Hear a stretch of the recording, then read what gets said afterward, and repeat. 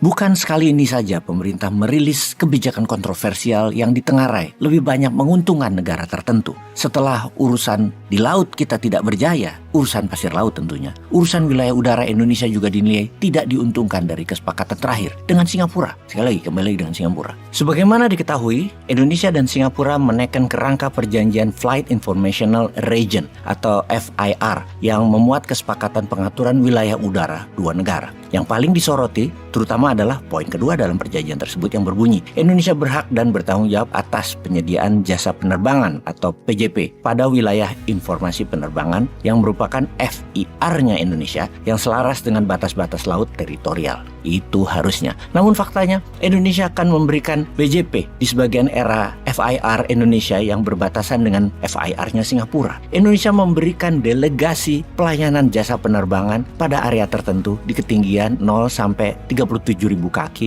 kepada otoritas penerbangan Singapura. Namun di ketinggian 37.000 kaki ke atas tetap dikontrol Indonesia. Sementara kalau mau landing kan pesawatnya harusnya lebih rendah di bawah 37.000 kaki tentunya. Tidak disebutkan secara gamblang berapa lama penyerahan kewenangan atau delegasi PJP itu diberikan kepada Singapura. Media-media Singapura ada yang menyebutkan pendelegasian itu hingga 25 tahun. Menurut banyak pakar hukum internasional, perjanjian tersebut untuk Indonesia tidak diuntungkan dengan ratifikasi perjanjian FIR itu tentunya. Mengapa? Dalam perjanjian penyesuaian perjanjian FIR tersebut yang ditandatangani oleh Singapura dan Indonesia disebutkan dalam siaran pers Kementerian Koordinator Bidang Kemaritiman dan Investasi bahwa di wilayah-wilayah tertentu yang berada dalam kedaulatan Indonesia pada ketinggian 0 sampai 37.000 kaki, Indonesia mendelegasikan ke otoritas penerbangan Singapura. Parah nggak tuh? Harusnya sesuai dengan pasal 458 Undang-Undang Nomor 1 Tahun 2009 tentang penerbangan, yakni pendelegasian kepada negara soal navigasi hanya boleh 15 tahun setelah undang-undang ini diundangkan. Oleh karena itu, saat ini seharusnya tidak boleh lagi ada pendelegasian dan harusnya dihentikan pada tahun 2024, tahun depan. Bunyi pasalnya sebagai berikut untuk lebih rinci.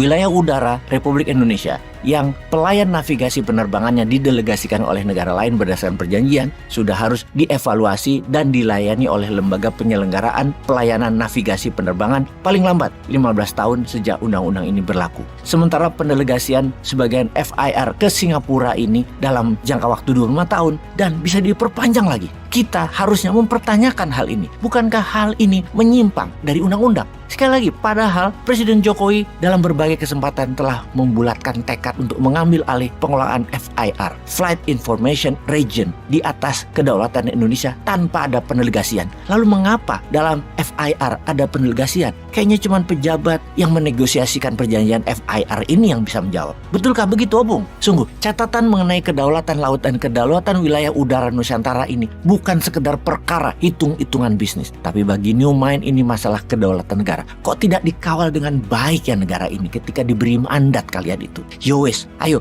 siapa yang peduli dengan beginian di calon 2024? Jangan-jangan gak ada ya. Peace.